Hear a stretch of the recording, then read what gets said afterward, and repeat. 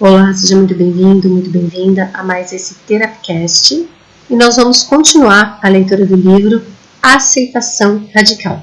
Vamos agora para o capítulo 7. Eu não fiz um resumo aqui porque o capítulo é bem extenso, senão o vídeo fica muito extenso. Capítulo 7 fala: abrindo nosso coração diante do medo. Precisamos encarar a dor da qual vimos fugindo. Na verdade, precisamos aprender a repousar nela e deixar que seu poder abrasador nos transforme. Charlotte Joubert. Quando Bárbara me procurou para fazer terapia, a meditação havia se tornado tão desagradável que ela não sabia se deveria continuar praticando. Cenas assustadoras da sua infância haviam começado a invadir sua prática matutina, deixando-a abalada. Bárbara tinha acabado de retornar de seu primeiro retiro de 10 dias e, embora viesse meditando regularmente havia pouco mais de um ano, nunca tinha acontecido nada tão perturbador assim. A meditação vinha sendo um refúgio para Bárbara. Ela não queria abrir mão disso, mas não estava conseguindo lidar com o que vinha florando. Ela me falou sobre uma imagem específica que sempre emergia nessas sessões de meditação. Bárbara e sua mãe haviam conversado sobre o incidente algumas vezes e agora, não importando se surgiam de suas memórias ou de sua imaginação, as imagens estavam desencadeando um medo insuportável. Bárbara era criança e a mãe estava dando banho nela numa bacia na mesa da cozinha.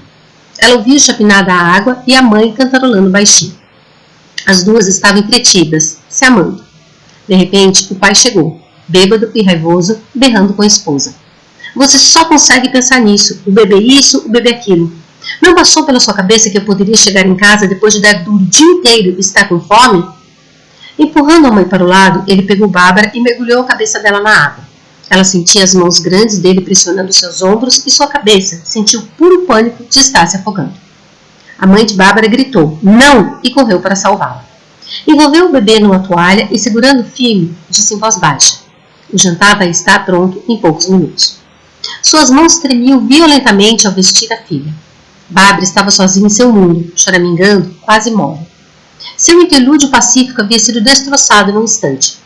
Durante sua infância, quer a raiva do pai se dirigisse à sua mãe ou a ela, Bárbara repetidas vezes se sentia paralisada pelos mesmos sentimentos. O domínio estrangulador do medo em torno do pescoço, a ansiedade e a sensação azeda no estômago. Mesmo quando o pai não estava em casa, Bárbara se sentia ansiosa e no limite. Crianças pequenas interpretam experiências abusivas achando que foram elas que causaram aquilo, que foram de algum modo culpadas.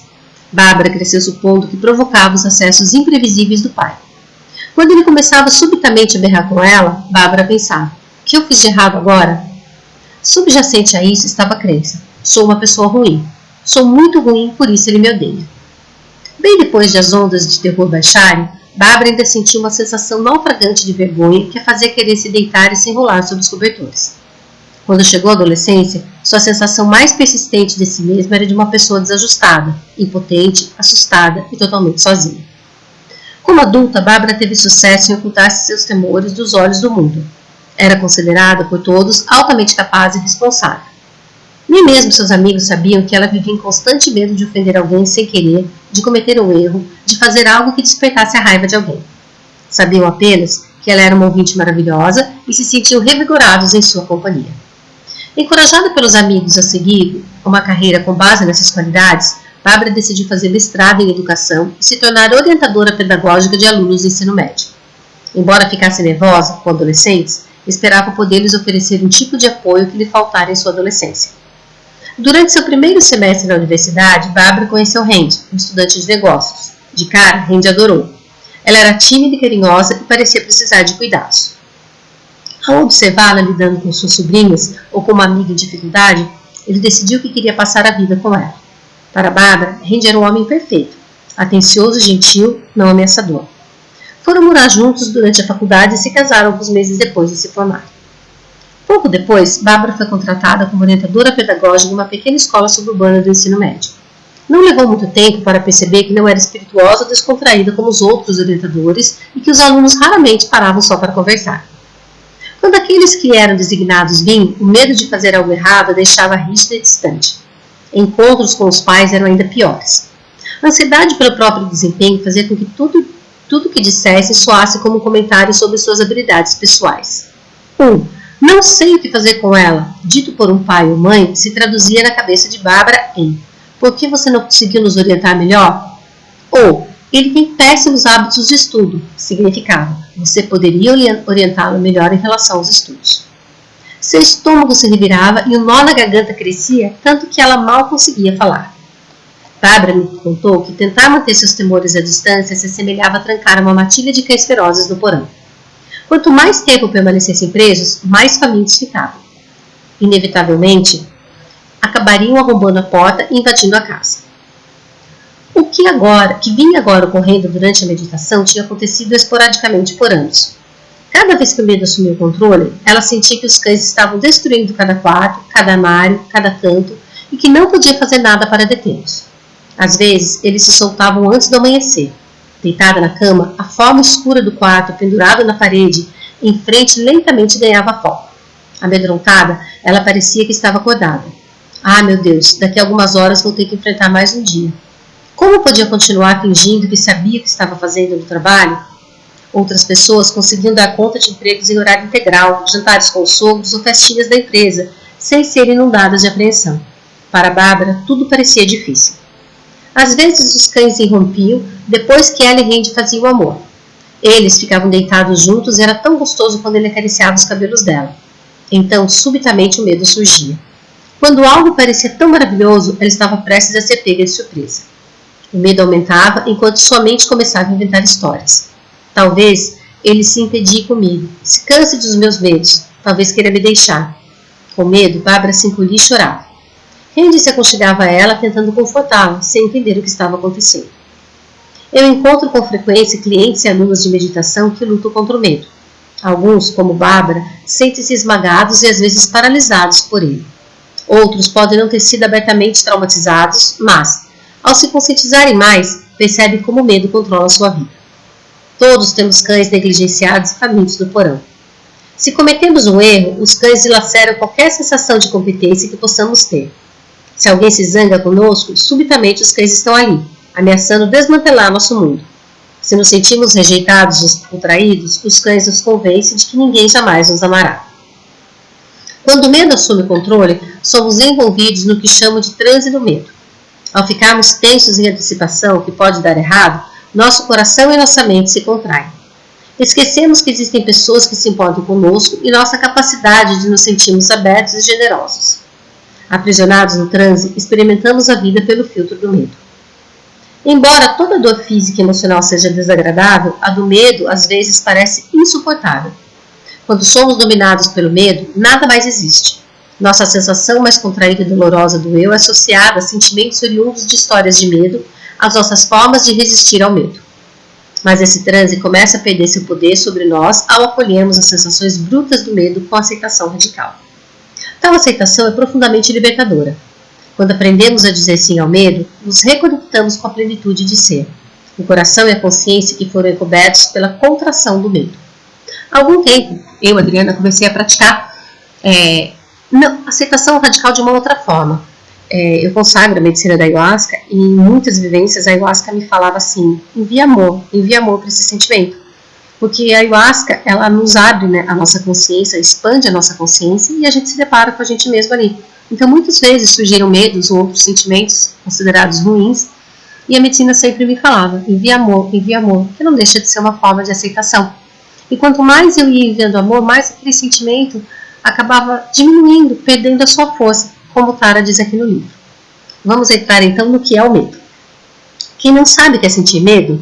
Medo é acordar de noite como Bárbara, apavorado com a ideia de não conseguir prosseguir. Medo é a sensação de nervosismo no estômago, a dor e a pressão em torno do coração, a rigidez estranguladora na garganta. Medo é o coração batendo forte, a pulsação acelerada. O medo constringe a respiração, tornando-a rápida e superficial.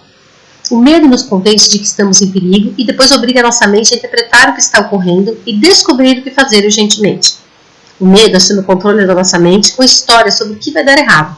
O medo nos faz acreditar que vamos perder a cabeça, o corpo, os amigos, a família, a própria terra. O medo é a antecipação da dor futura. A função básica do medo é assegurar a nossa sobrevivência. Mesmo formas de vida primitivas como os répteis sentem medo. No nível puramente fisiológico, o medo é uma sequência de reações físicas que ocorrem de forma invariável. Os psicólogos ocidentais chamam essa reação biológica a experiência de afeto. pode se desenrolar num instante ou perdurar por alguns segundos. Quando o afeto do medo surge, a química do corpo e do sistema nervoso muda para permitir diversas reações diferentes a situações ameaçadoras. Por exemplo, um fluxo sanguíneo maior nas extremidades do corpo prepara o antílope para fugir. O tensionamento dos músculos prepara a pantera para lutar. A imobilidade é a posição protetora que a lagartixa do meu filho adota cada vez que um ser humano mete a mão no viveiro. Quando os nossos gatos sentem medo, os pelos em suas costas se eriçam, fazendo com que pareçam maiores e mais perigosos, a fim de desencorajar predadores. Nosso poodle se agacha e parece diminuto. Da mesma forma, um ser humano poderia tentar parecer menor, protegendo os pontos do corpo que são mais vulneráveis, deixando a cabeça pender à frente, elevando os ombros, curvando as costas e contraindo o peito. Em cada animal, enquanto o perigo persistir, o foco unidirecional na autopreservação é mantido. Muito porque o nosso sistema, diante do medo, ele tem 3 reações: lutar, fugir ou correr, como ela explicou aí. Qual é a atitude que ele vai tomar vai depender muito do seu nível de competência na sobrevivência. Aquilo que o seu organismo acreditar que ele tem mais chance de sobreviver é o que ele vai fazer. Se seria paralisar diante do medo, fugir ou lutar.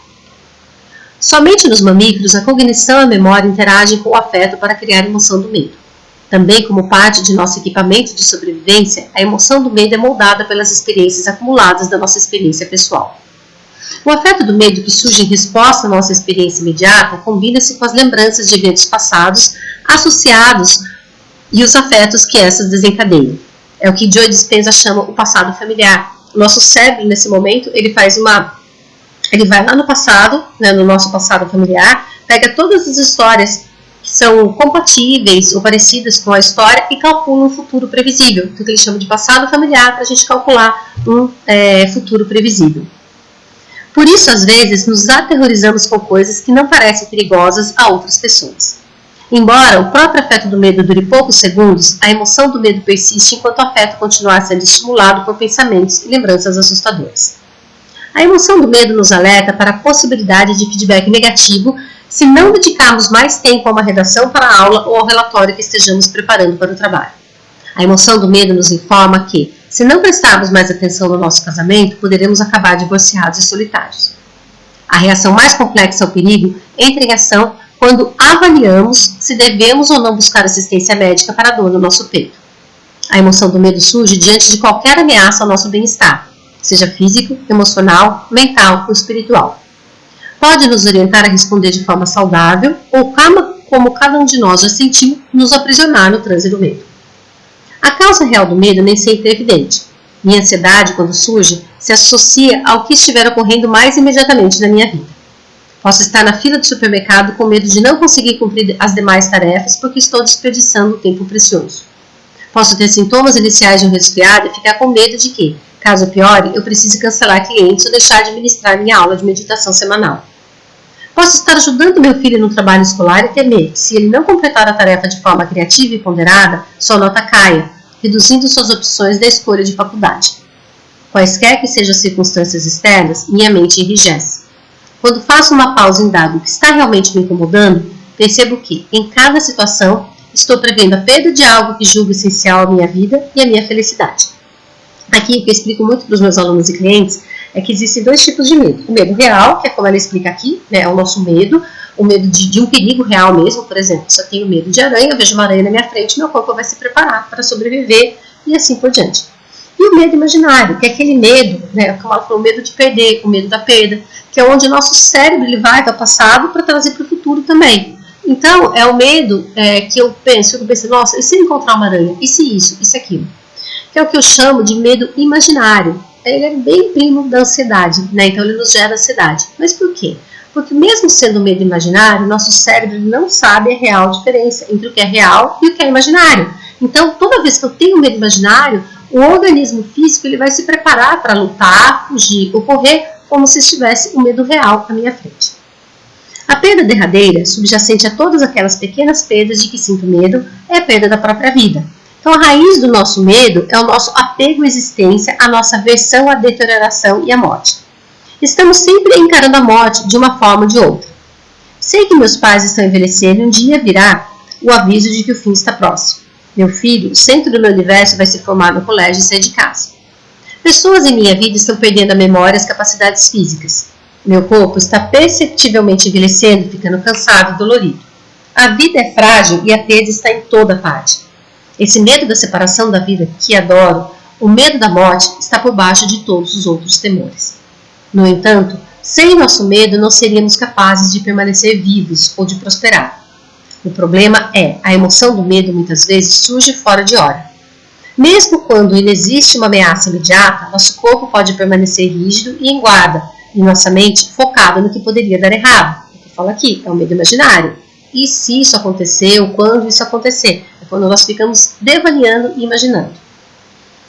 Quando isso ocorre, o medo já não está funcionando para assegurar a sobrevivência, porque ele não é um medo real. Somos enredados no trânsito do medo e nossa experiência de momento para momento fica presa na reatividade.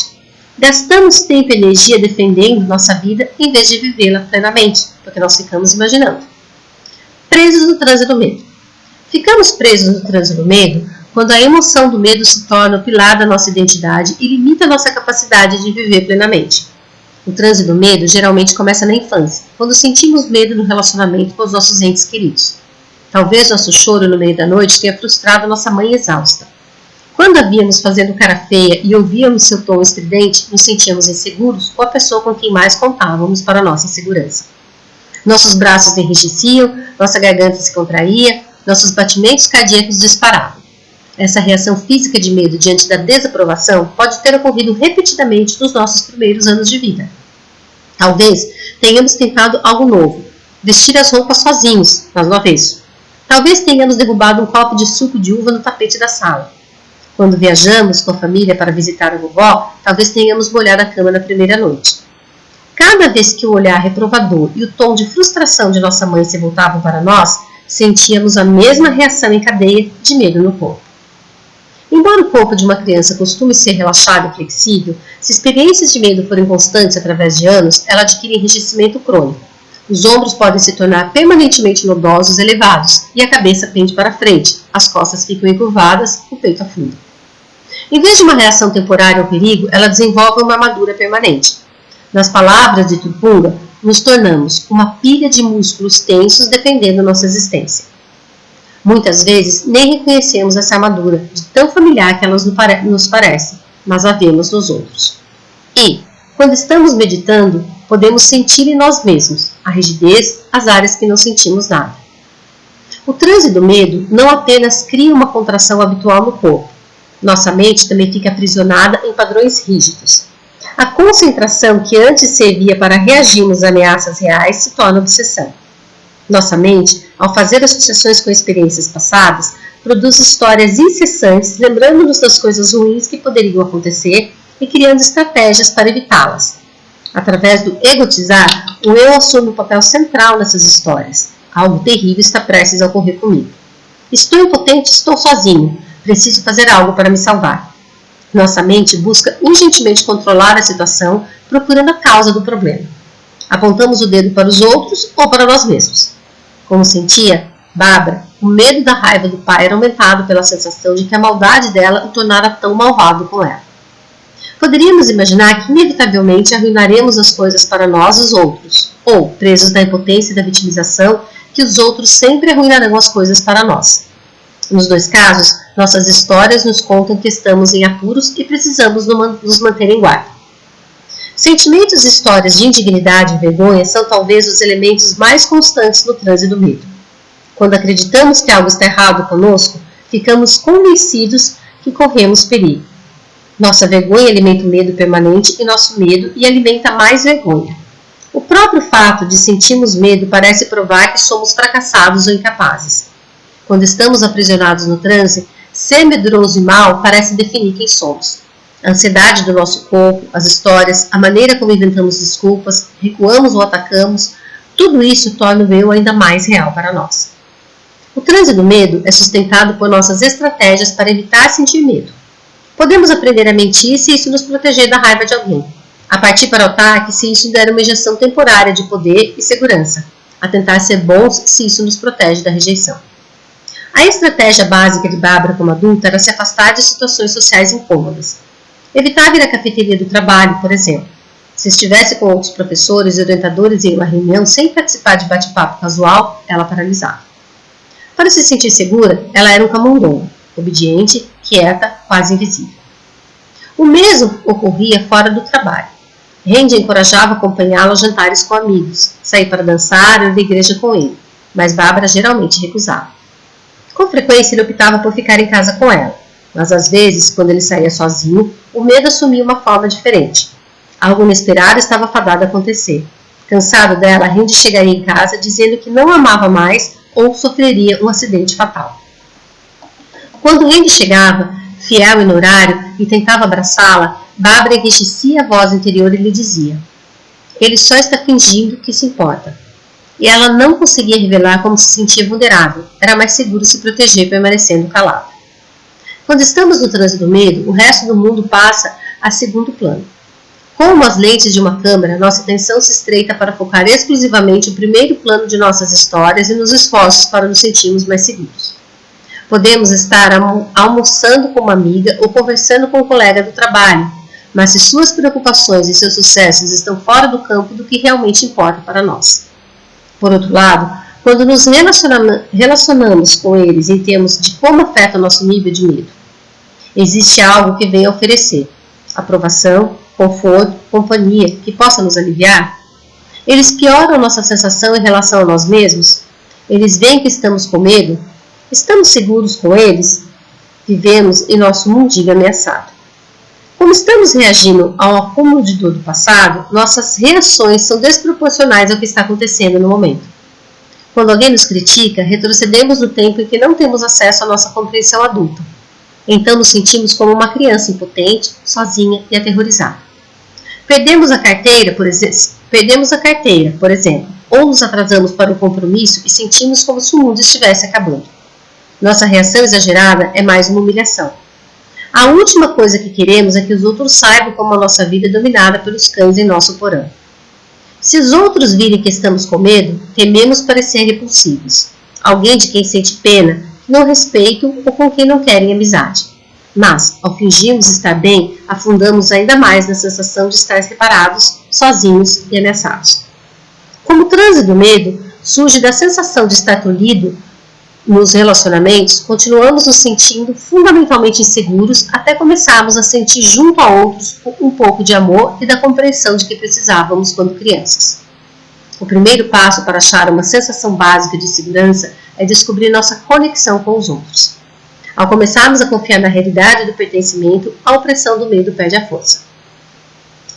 A segurança de pertencer a outros. Em uma de nossas primeiras sessões, Bárbara me contou como costumava cantar quando o Randy estava por perto e como ele gostava. No carro, muitas vezes sintonizava uma estação de rock clássico e cantavam juntos. Mas pouco antes havia acontecido algo que a deixara desconcertada. Certa manhã, Randy estava à mesa do café fazendo seu imposto de renda enquanto Bárbara limpava a cozinha. Ela havia colocado um CD para tocar e estava cantando junto. Talvez estivesse fazendo um pouco de barulho, mas o fato é que, de repente, ouviu Randy gritar: "Bárbara, pode baixar o som para eu poder me concentrar?" Foi como se uma faca tivesse apunhalado no peito. Ela desligou a música e saiu da cozinha. Randy foi atrás perguntando o que tinha feito de errado, mas Bárbara foi para o quarto e fechou a porta sem responder. Após me contar isso, Bárbara começou a chorar. Aquilo não devia tê-la assustada, mas assustou. Porque lhe lembrou de algo que acontecera na sua infância. No seu aniversário de 12 anos, sua mãe escrevera num curso de dança de jazz. Bárbara colocava música na sala de estar e praticava durante horas.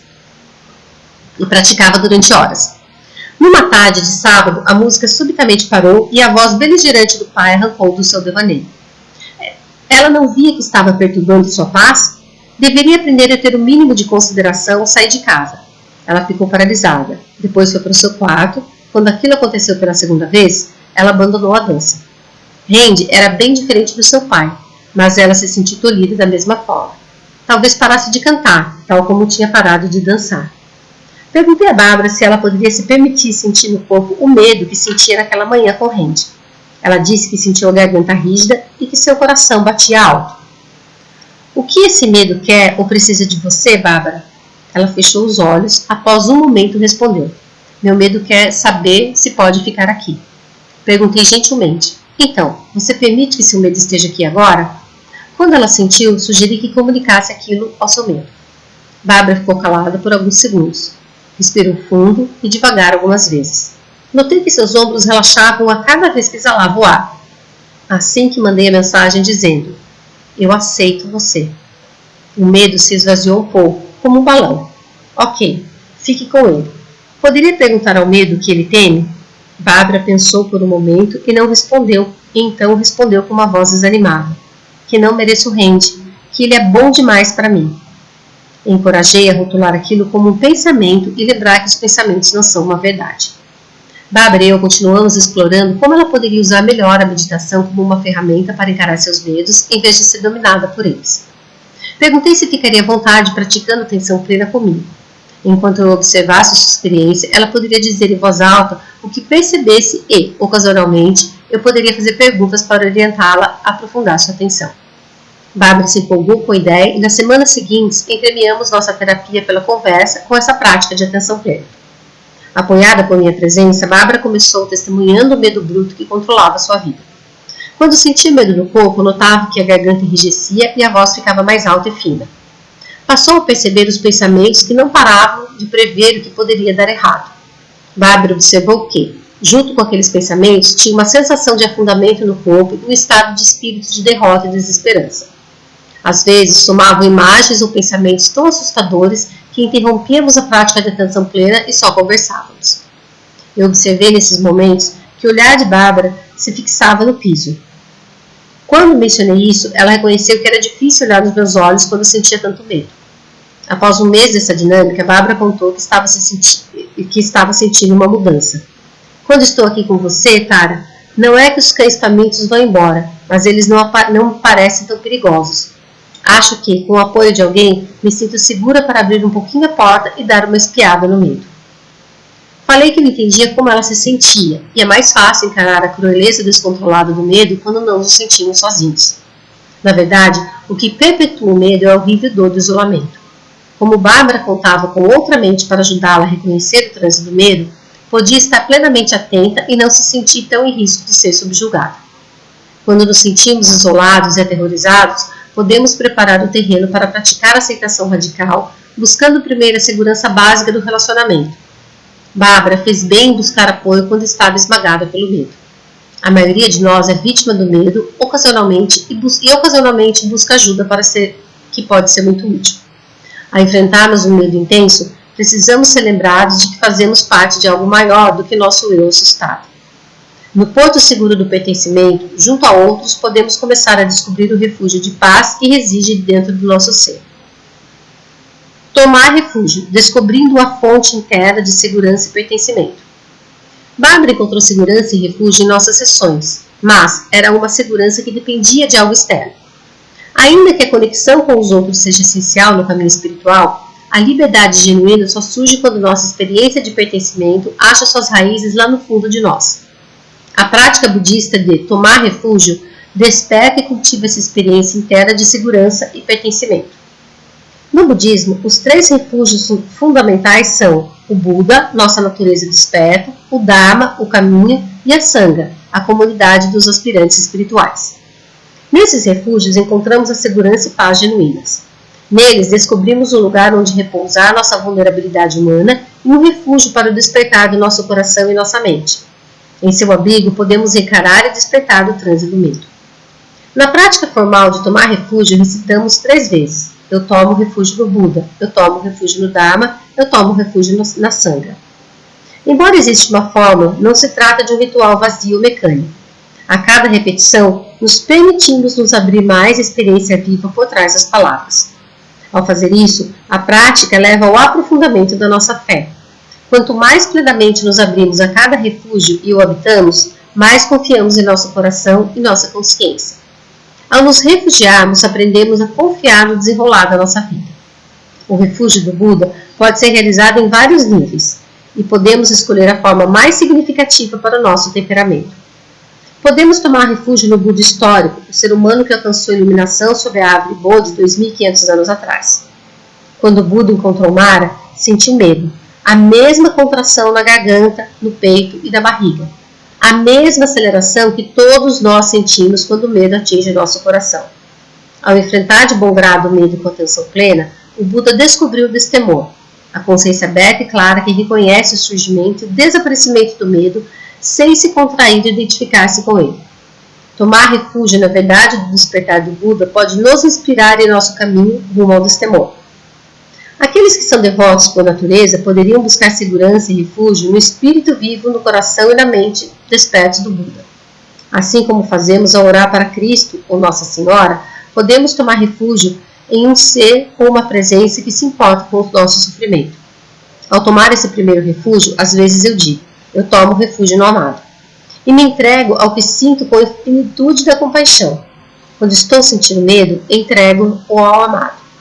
Com isso, não estou tentando me livrar do medo, mas adentrando num refúgio vasto o suficiente para segurar meu medo com amor. Da forma mais fundamental, tomar refúgio no Buda significa tomar refúgio em nosso potencial de liberação.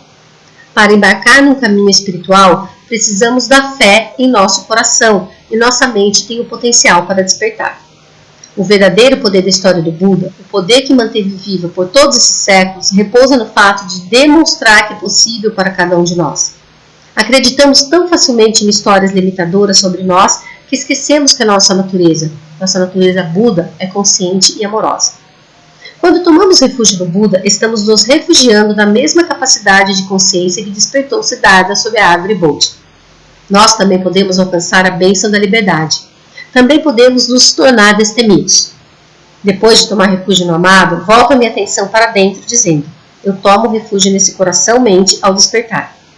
Abandonando qualquer ideia de que a natureza de Buda é algo além ou fora da minha consciência, olho para a lucidez inata do meu ser, a abertura afável do meu coração. Minutos antes, eu poderia estar me identificando com o fluxo de emoções e pensamentos que percorre minha mente. Mas, ao intencionalmente tomar refúgio na consciência, essa pequena identidade se dissolve e com ela o transe do medo. Ao dirigirmos nossa atenção à nossa natureza mais profunda, honramos a essência de nosso ser. Nossa natureza de Buda se torna para nós uma realidade viva. Estamos tomando refúgio na verdade de quem somos. O segundo refúgio, o Dharma, Adriana, como expliquei, eu recebi essa orientação da espiritualidade, da medicina e sempre vou enviando amor. É como se eu estivesse ali, me encontrando nesse refúgio. É como se eu estivesse ali no colo de Deus, enviando amor, porque Deus é amor. Então é a forma como eu enfrento as minhas emoções, principalmente os medos. O segundo refúgio, o Dharma, também tem ricas camadas de significado. Dharma, uma palavra sânscrita, significa verdade, a maneira de ser das coisas, a lei da natureza. Tomar refúgio no Dharma é tomar refúgio na verdade de que tudo dentro e em volta de nós está sujeito à mudança. Na verdade de que, se tentarmos nos agarrar ao fluxo da experiência ou resistir a ela, aprofundaremos no transe do medo. Dharma também se refere ao conjunto de ensinamentos e práticas que revelam a verdade. Tomamos refúgios nos meios hábeis que nos despertam para a nossa natureza búdica e para a nossa sabedoria e nossa compaixão naturais. Para Bárbara, achar o Dharma foi de início como achar uma balsa salvadora no mar tempestuoso. Repousar com atenção plena na respiração e nomear sua experiência lhe oferecer um meio confiável de se estabilizar e obter um pouco de paz. Mas quando a prática parecia estar levando ao tormento, não à paz, Bárbara não sabia o que fazer. À medida que nossa prática se aprofunda, camadas inevitáveis de medos soterrados são reveladas. Quando isso acontece, é importante achar um refúgio que nos forneça segurança e equilíbrio.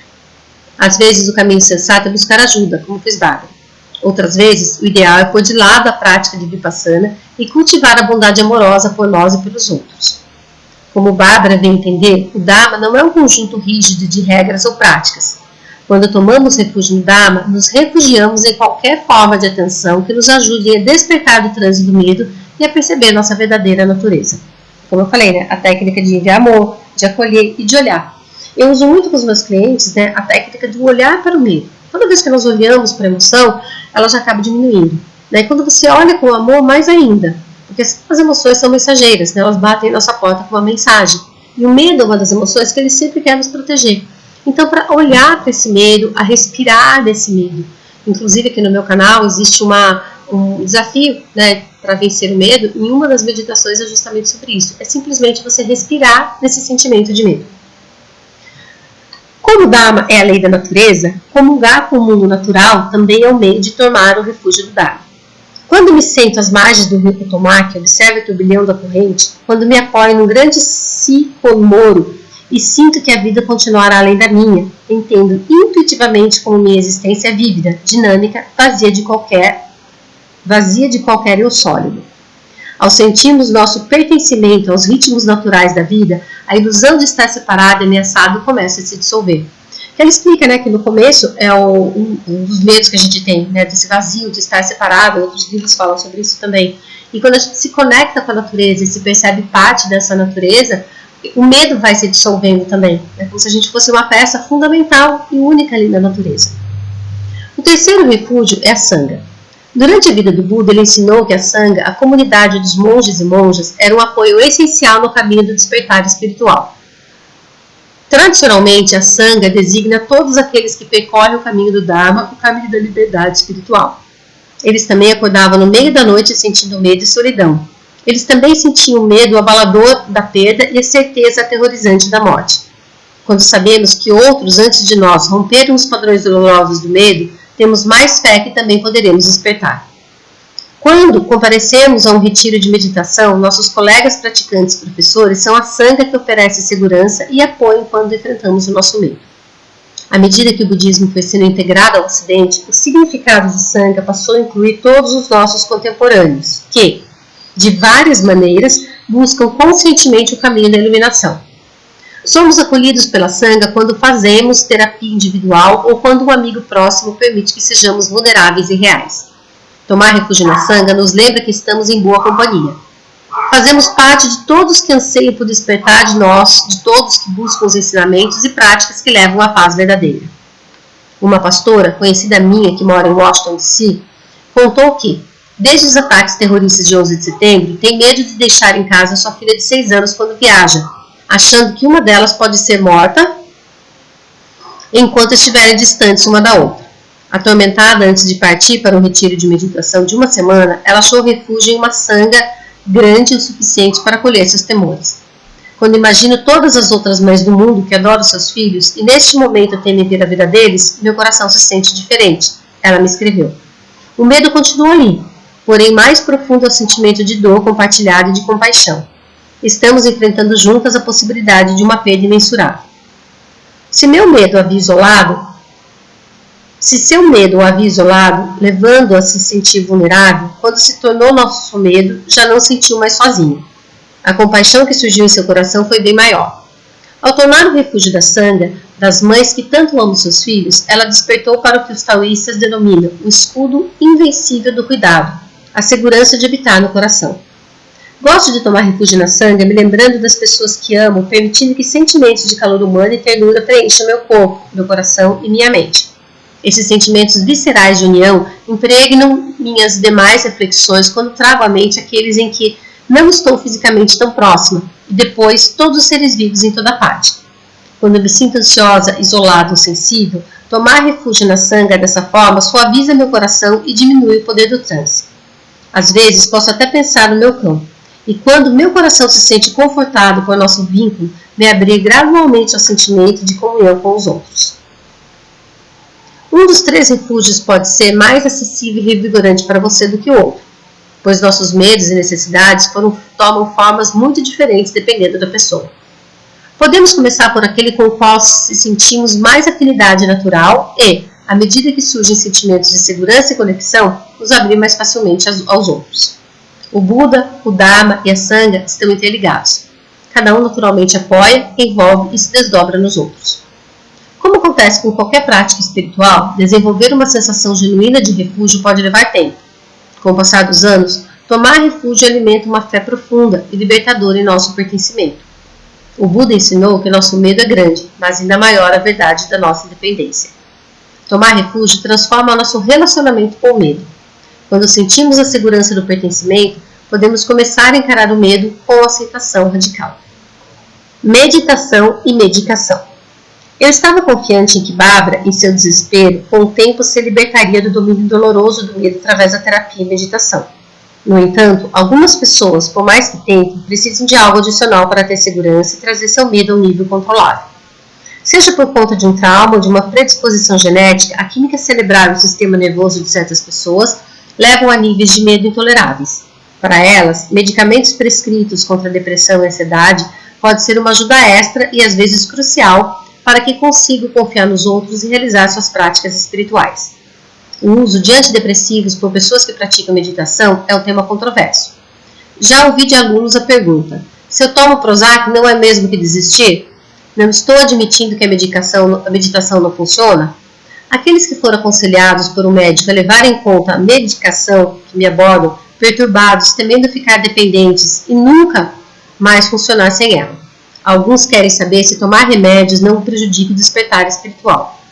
Os medicamentos não entorpecem as experiências que estamos tentando aceitar incondicionalmente? Houve até um aluno que me perguntou: a liberação não seria impossível se estivéssemos medicados? Difícil imaginar o Buda procurando um Prozac enquanto estava sobre a árvore Bodhi. É verdade que alguns dos antidepressivos mais consumidos podem criar uma sensação de distanciamento da dor aguda, um grau de entorpecimento emocional. Também é possível se tornar menos psicologicamente dependente de qualquer substância que forneça alívio. Porém, quando o medo é esmagador, a intervenção médica, ao menos por algum tempo, pode ser a reação mais compassiva. Tal como a insulina para o diabetes, os medicamentos mudam uma química desequilibrada em prol da normalidade. Para alguns, esse pode ser um sábio passo no caminho espiritual. Vi alunos totalmente incapacitados pelo medo a se tornarem enfim capazes de enfrentá-lo com atenção plena e bondade carinhosa depois que começaram a ser medicados. Nas palavras de um psiquiatra amigo meu, os remédios possibilitam algumas pessoas a parar de agir na base da ansiedade e simplesmente ficar sentadas. Meditação e medicação podem funcionar em conjunto. Enquanto os remédios mudam a experiência biológica do medo, a prática da atenção plena pode ajudar a desfazer o complexo de pensamentos e sentimentos reativos que sustentam o transe do medo. Um aluno meu de meditação, cético, compositor e pianista, tomou antidepressivo após anos lutando em vão contra a ansiedade, vergonha e depressão debilitantes. Sete tinha pavor de se apresentar em público e da expectativa de perfeição que cercava os shows. Ele me disse: saber compor e tocar é minha vida. Quando sinto que estou estragando tudo, fico bloqueado. Eu me sinto totalmente inútil. Quando Sete começou a tomar antidepressivos, seu nível de medo caiu bastante. As histórias e os auto-julgamentos ainda surgiam, mas com o medo era menos intenso. Ele conseguia ver que seus pensamentos eram apenas pensamentos, não a verdade sobre as coisas. Aos poucos, à medida que aprofundava sua prática de meditação, Sete se familiarizou com uma sensação nova e diferente de si. Em vez de se rejeitar como doente incapaz, começou a querer se cuidar e confortar. Após 2 anos, Sete decidiu parar de tomar antidepressivos. Embora seu medo tivesse diminuído, ele também perdera certo grau da sua sensibilidade natural, sua empatia e sua libido diminuíram. Após alguns meses sem medicamento, Sete voltou a sentir as ondas de medo agudo e às vezes depressão opressiva. Mas agora, quando as velhas histórias surgem, ele consegue percebê-las com atenção plena em vez de se perder nelas. Tomar medicamentos atenuou o transe do medo. Embora as emoções continuassem intensas, seu medo não era alimentado por auto-julgamento e vergonha esmagadores. Ele já não se identificava mais como um fracassado. Talvez de tempos em tempos precise voltar a buscar alívio nos remédios, mas agora ele tem uma força para sua prática espiritual e uma fé em si mesmo que lhe dá uma genuína liberdade interior. Não existem receitas universais para o processo de despertar do transe do medo. Ao fazer escolhas no nosso caminho, é importante nos perguntarmos se servirão ou não ao despertar e à liberdade.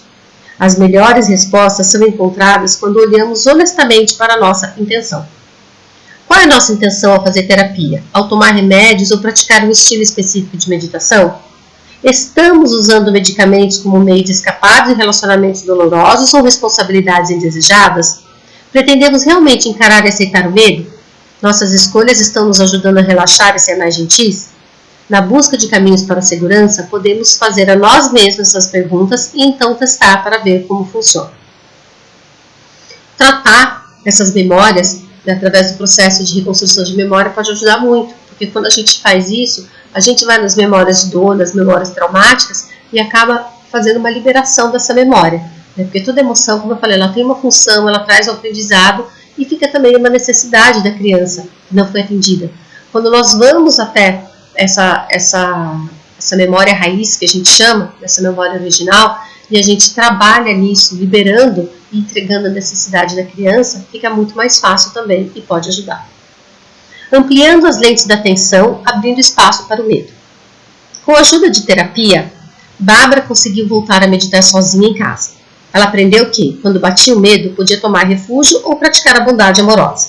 Gradualmente, à medida que sua sensação de segurança se aprofundava, Bárbara começou a se abrir mais diretamente ao surgimento do medo.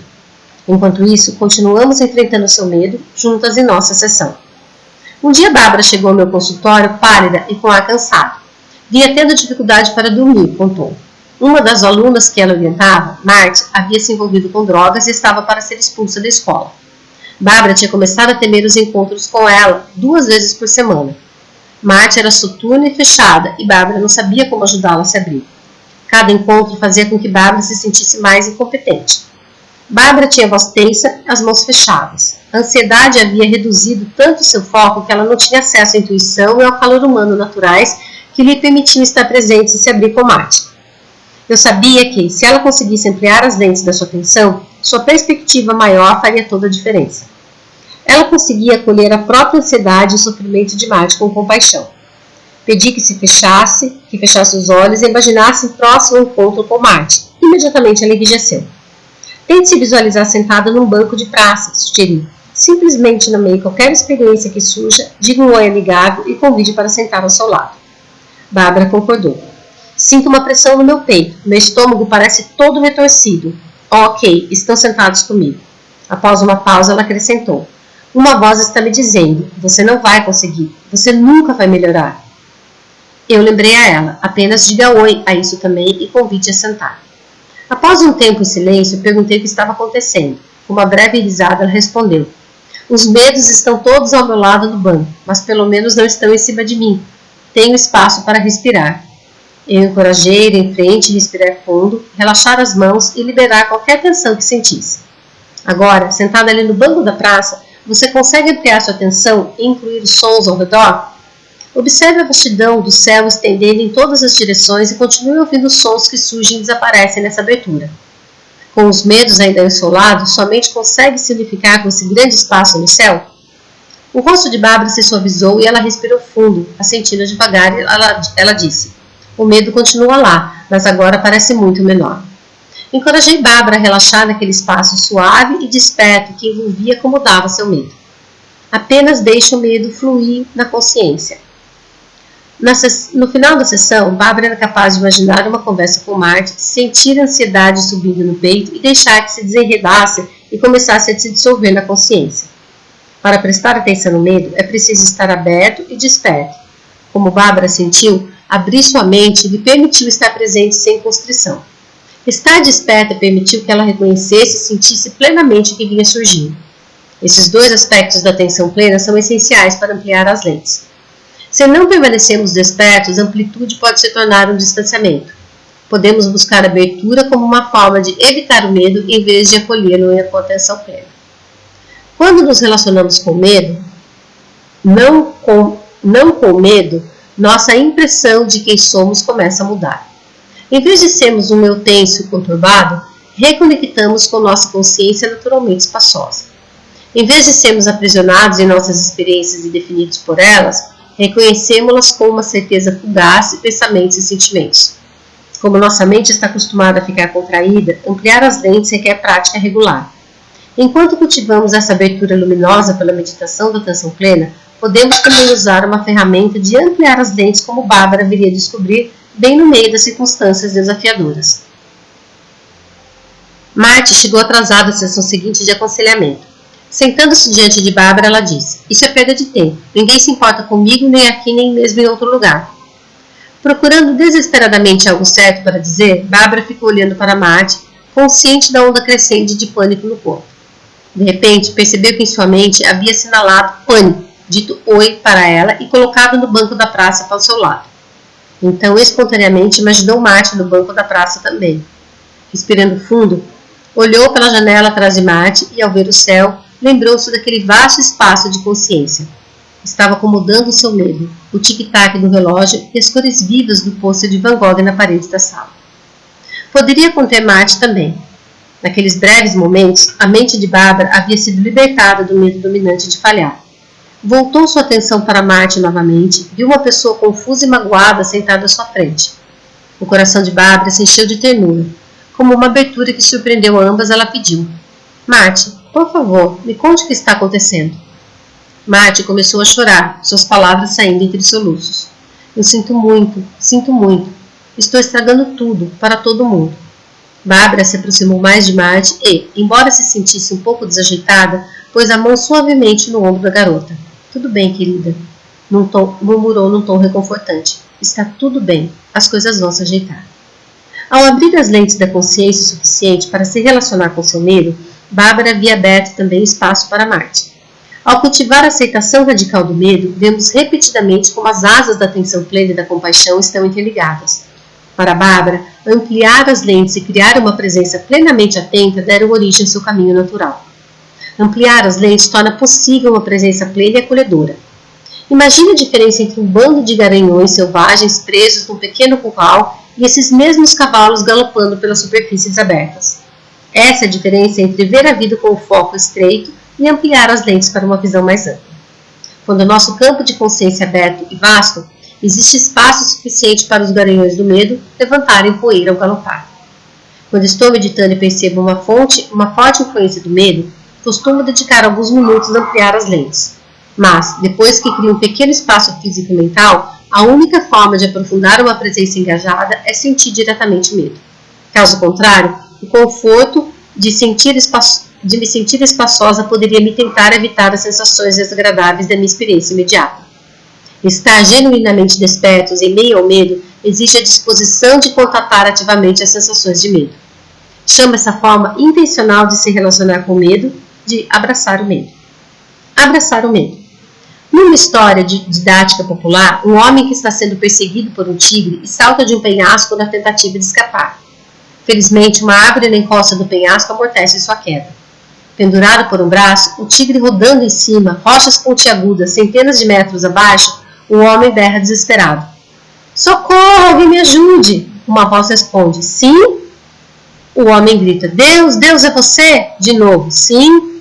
Aterrorizado, o homem diz, Deus, farei tudo o que quiser, mas por favor me ajude. Deus responde, solte, tudo bem, solte o galho. O homem hesita, depois grita, tem mais alguém por aí? Em face do medo, soltar o que parece ser nossa tábua de salvação é a última coisa que queremos fazer. Tentamos evitar a boca do tigre, as rochas pontiagudas acumulando posses, nos deixando levar por nossas histórias mentais, bebendo 3 taças de vinho toda noite. Mas, para nos libertarmos do transe do medo, precisamos largar o galho da árvore e cair medo adentro, nos abrindo para as sensações e o jogo selvagem dos sentimentos do nosso corpo. Precisamos concordar em sentir que a nossa mente diz que é excessivo. Precisamos concordar com a dor da morte, com a perda inevitável de tudo que estimamos. Relaxar com o medo, aceitando, pode parecer contraintuitivo. No entanto, pode ser parte intrínseca de estar vivo. Resistir a ele significa resistir à vida. O hábito de evitar se insinua em cada aspecto da nossa vida. Nos impede de amar bem, de apreciar a beleza dentro e em torno de nós, de estar presente no momento. Por isso, a aceitação radical do medo está bem no centro do despertar espiritual. Mais ou menos na metade de um retiro de 10 dias em que eu estava conduzindo, um dos alunos, Eric, deparou com um medo que não conseguia evitar. Durante uma meditação no dia anterior, ele havia tido uma experiência que mudara sua vida. Começou com uma forte agitação que vinha sentindo em relação à mãe e à esposa Julie. A mãe sofrera um derrame pouco antes e corria o risco de não voltar a andar nem falar, enquanto Julie vinha lutando contra a depressão crônica. Eric se sentia impotente para ajudá-las, impotente para dar conta da crescente ansiedade que ameaçava dominá-lo. Lembrando-se de meu ensinamento da véspera sobre se relacionar com o medo, Eric decidiu verificar o que estava sentindo. Atento às sensações de ansiedade no corpo, perguntou a si mesmo, o que está realmente pedindo atenção? De repente, uma cena traumática de sua infância lhe veio à mente. Ele tinha uns 6 anos e estava brincando com o irmão bebê num deck na margem de um lago próximo à casa de veraneio da família. O irmão se aproximou demais da borda e caiu na água. Eric gritou por ajuda sem saber o que fazer, mas a ajuda veio tarde demais. Eric passou a vida inteira acreditando que seu irmão tinha se afogado porque ele não conseguiu salvá-lo. Agora, na meditação, todos aqueles sentimentos estavam vindo à tona e Eric se sentia como se fosse explodir. Sua mente estava a 1000 por hora. Ele pensou sobre sua culpa, seus temores em relação à esposa, sobre como as coisas poderiam piorar. Queria urgentemente fazer algo, mas não sabia o que. Subitamente, o corpo de Eric se entorpeceu. O entorpecimento era familiar. Eric, volta e meia, se via distante quando Julie dizia que não tinha nenhuma expectativa, nada que desse alguma esperança. Ele se importava com ela, mas, em suas palavras, não era capaz de estar nas trincheiras com ela. Não conseguia me identificar. Naqueles momentos, quando seu corpo parecia sem vida e seu coração parecia duro, somente tentava a todo custo descobrir como melhorar a situação. Agora, durante a prática de meditação, Eric entendeu que por trás daquele entorpecimento havia um profundo poço de dor. Ele temia se afogar nele caso se aproximasse. Mas Eric havia perguntado o que pedia atenção e aquela era sua resposta. Ele estava pronto para se encontrar com o medo que vinha expulsando havia tanto tempo. Voltar-se para o medo não significa perder o equilíbrio e se afogar no temor. Como nossa postura comum em relação ao medo evitá-lo, virar e encarar o medo serve de corretivo. Ao ir ao encontro dele, estamos convidando, nos aproximando daquilo que costumamos resistir. Ir ao encontro do medo permite tocar o tremor, a instabilidade, a rigidez tenaz que constituem o medo. Quer seja uma sensação familiar mais vaga de ansiedade ou uma forte onda de medo, ir ao encontro dessa sensação pode nos ajudar a ficar atentos e livres ao medo em meio à experiência. Poderíamos despertar após um sonho perturbador ou ter acabado de receber uma ligação do consultório de nossa médica sobre uma mamografia suspeita, ou ouvir rumores sobre um corte de pessoa em nossa empresa, ou ter lido um novo alerta sobre o potencial ataque terrorista. Em qualquer dessas circunstâncias, um bom meio de começar o processo é pausar e perguntar: o que está acontecendo agora? À semelhança de Eric, podemos investigar. O que está pedindo atenção? O que está pedindo a minha aceitação? De especial, a importância é voltar essa investigação às sensações na garganta, no coração e no estômago. Essas são as áreas em nosso corpo onde o medo se expressa de uma forma mais distinta. Quando começamos a enfrentar o medo, focando as sensações, o que costuma ocorrer é que nossa mente imediatamente produz uma história. Podemos nos perder em nossos planos de como reagir a uma situação assustadora. Ou podemos nos fixar em crenças e pressupostos amedrontadores. Tenho medo de ser um fracasso. Tenho medo de nunca encontrar amor e intimidade. Eu tenho medo de que fulano verá que sou desinteressante e me rejeite. Podemos nos lembrar de uma conversa recente em que nossa insegurança parecia óbvia e constrangedora. Ou podemos, como ocorreu com Eric, mergulhar numa lembrança em que ficamos face a face com a sensação de impotência. O fundamental para nos livrarmos dos grilhões do medo é passar das histórias mentais ao contato imediato com as sensações do medo. A vida que comprime, pressiona, queima, trêmula, se agita em nosso corpo. Na verdade, a história, desde que permaneçamos despertos e não fiquemos presos a ela, pode se tornar um portão de entrada útil para o próprio medo cru. Enquanto a mente continua gerando histórias sobre o que tememos, podemos reconhecer os pensamentos pelo que são e mergulhar sobre eles repetidamente para nos conectarmos com as sensações do nosso corpo. As histórias que alimentavam a ansiedade e a impotência de Eric, que haviam levado a um nível mais profundo de medo que ele vinha tentando entorpecer fazia anos. Agora ele se abriu ao medo e indagou: qual é o seu tamanho? Na mesma hora, seus sentimentos de apreensão se intensificaram e a pressão crescente do medo explodiu em seu peito. Seu terror parecia capaz de preencher todo o salão de meditação. Em vez de recuar, Eric silenciosamente disse sim. Seu coração batia forte e ele sentia dor no estômago e uma forte náusea. Uma tensão torturante crescia em seu peito, como se uma muralha de músculos tentasse repelir o medo, tentando cercá-lo e contê-lo. De novo ele fez a pergunta: qual é o seu tamanho? Como que, libertado por essa pergunta, sua sensação de terror rompeu todos os limites. Poderia encher o universo, como horror puro que se apodera de nós se nosso filho sai correndo em direção a uma rua movimentada. A permanência do medo estrangulado de Eric parecia que nunca iria diminuir. Nunca iria embora. Se eu me abrir para isso, pensou Eric, serei aniquilado. Este medo vai me matar. Eric estava dizendo sim e lutando ao mesmo tempo, e a própria batalha ganhava intensidade. O medo estava dilacerando seu coração. No instante, Eric percebeu que o medo o mataria se ele não permitisse que existisse em sua plenitude. Lá no fundo, ele sabia que precisava soltar as rédeas. Nas palavras de Eric, eu finalmente só queria me render a algo maior que o medo. Queria desistir de controlar o que estava acontecendo em mim. Aquele desejo básico enfim venceu e Eric se entregou. Parecia que meu corpo e minha mente estavam se rompendo, que eu estava perdido numa tempestade de ventos fortíssimos e que minhas cinzas estavam sendo sopradas em todas as direções. Abraçar o medo pode ser aterrorizante, como Eric descobriu. E, mesmo quando o processo não é tão intenso, nunca é confortável. Na verdade, relaxar no medo pode parecer, nas palavras de Charlotte Jacobet, deitar-se no divã gelado. É extremamente difícil relaxar nessa situação. Queremos recuar porque parece que vamos morrer de dor. Mas, se conseguimos deixar que as duras arestas do medo nos pressionem, que sua agudeza nos apunhale, que sua violência nos estraçalhe, acontece algo surpreendente. Quando o caos diminuiu, contou Eric, minha mente estava totalmente quieta. Foi como se a cacofonia berrante de sons parasse de repente e eu ficasse repousando em silêncio profundo. Foi um vasto e completo vazio, mas a sensação era indescritivelmente suave. Como aconteceu com Eric, quando não tentamos mais controlar o medo e nos ater à vida, nossa armadura desaparece e sentimos uma profunda, pura liberdade. O outro lado da resistência ao medo é a liberdade. Quando paramos de nos tensionar contra a vida, nos abrimos a uma consciência imensuravelmente grande e permeada de amor. Algumas semanas depois, Eric veio para o meu grupo de meditação semanal. Parecia diferente. Notei que seus ombros não estavam caídos e seu tórax parecia mais amplo. Ele me contou que, ao retornar do retiro, encontrou a esposa mergulhada numa onda de depressão e desesperança. Ele sentiu a ansiedade aumentando e automaticamente se tensionou, mas em vez de se blindar contra o medo e se fechar, sentiu seu coração se abrir. Fiquei impressionado com a tristeza que me dá ver Julie infeliz. Ele me contou, e o quanto ela importa para mim. Então disse isso a ela e abracei por um momento. Com um sorriso ligeiramente constrangido, ele acrescentou: veja bem, cara, levei muito tempo para perceber que posso apenas abraçá-la sem tentar corrigi-la.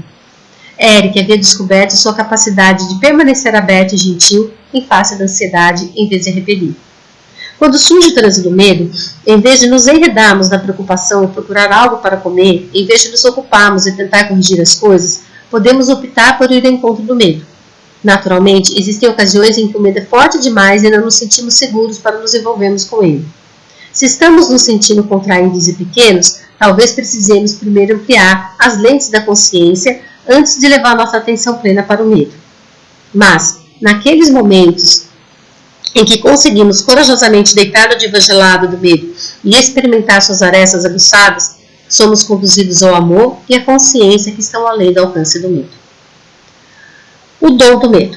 Bárbara chegou a uma das nossas últimas sessões com um largo sorriso, ávida por me contar algo que tinha acabado de acontecer. Naquela manhã, ela estava meditando em casa e novamente lhe tinha vindo à mente a lembrança de estar sendo forçada para baixo na água pelo pai embriagado. Quando o medo começou a aumentar, ela se lembrou de pausar e respirar fundo. Bárbara havia encarado seus temores várias vezes nos últimos meses, tanto na terapia quanto na meditação. Conseguia lidar com aquele agora. Quando sua garganta enrijeceu, ela evocou o coração destemido do Buda e imaginou sua presença compassiva acolhendo o medo. Quando as imagens da infância ameaçaram arrebatá-la, ela se voltou plenamente ao presente, ouvindo os sons dos grilos e passarinhos fora da sua janela. Sentiu que a natureza estava ajudando a acolher o medo. Quando sua mente se sentiu aberta o suficiente, deixou-se ir ao encontro da dor aguda, opressora no peito. Ao final da prática, ela sentiu realmente a calma após a tempestade. Ainda conseguia ver as imagens, mas elas não pareciam desencadear sentimentos no seu corpo. A lembrança pode voltar, disse ela, mas de algum modo não acho que sua dor vá me dominar de novo, nunca mais. Eu já ia comemorar quando Bárbara continuou. De carro, passei pela igreja do meu bairro. Há sempre uma mensagem no quadro de avisos e a de hoje dizia: o que acontece embaixo d'água? O Espírito Santo entra. Ficamos sentadas em silêncio por um tempo, absorvendo o poder daquela mensagem. Veja bem, continuou Bárbara, eu consigo ver agora que meu pai foi o primeiro a me batizar. Por estranho que pareça, foi ele quem pôs em marcha todo o meu desenvolvimento espiritual. Falei que aquilo não parecia nada estranho. A dor daquela experiência e todas as vezes que ele me magoou foram batismos.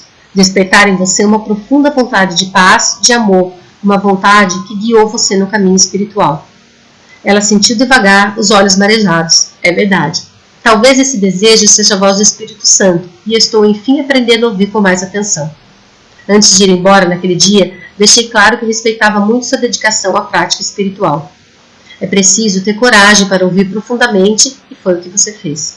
Em vez de desistir da meditação ou da vida, você se mostrou disposta a continuar prestando atenção. Ficamos mais um tempo em silêncio e percebi o que mais tinha me deixado feliz.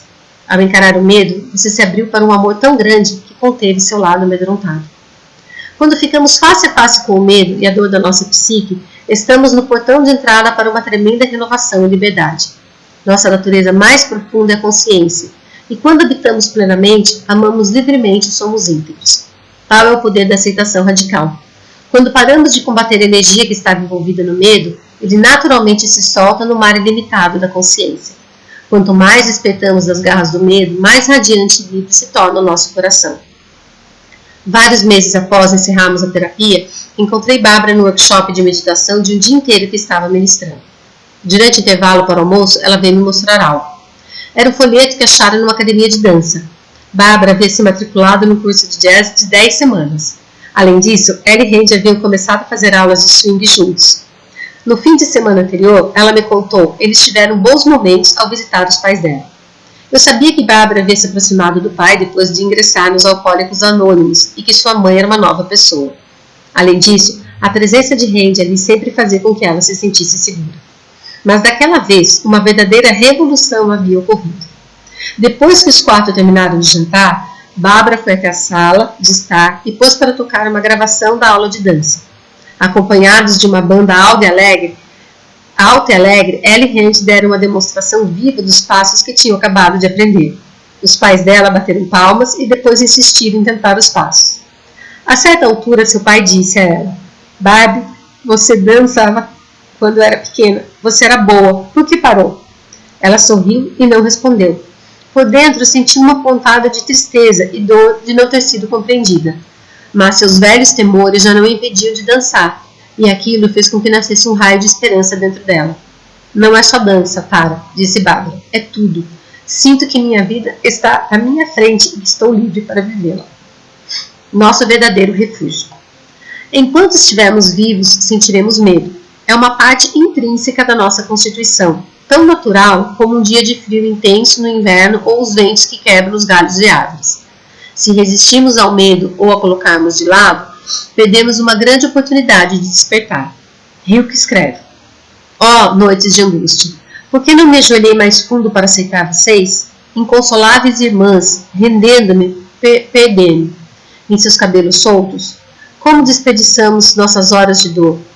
Como olhamos além delas para a duração amarga, para ver sem fim, embora sejam realmente estações nosso inverno. Se estamos aguardando apenas que nosso medo termine, não iremos descobrir a presença pura e amorosa que se desenrola quando nos rendemos às noites mais escuras. Só nos entregando ao fluxo da vida, perda e morte, é que alcançamos essa liberdade. Encarar o medo é um treinamento de toda uma vida em abrir mão daquilo que nos apegamos, é treinar como morrer. Praticamos isso ao encarar nossos muitos temores diários, ansiedade com o nosso desempenho, insegurança com certas pessoas, preocupações com os nossos filhos, com nossas finanças, medo de decepcionar as pessoas que amamos. Nossa capacidade de acolher as perdas, frequentemente na vida com aceitação radical, cresce com a prática. Com o tempo, descobrimos que conseguimos realmente lidar com o medo, inclusive aqueles mais profundos, que é o de perder a própria vida. Nossa disposição de enfrentar nossos temores nos liberta do transe e concede as bênçãos da consciência.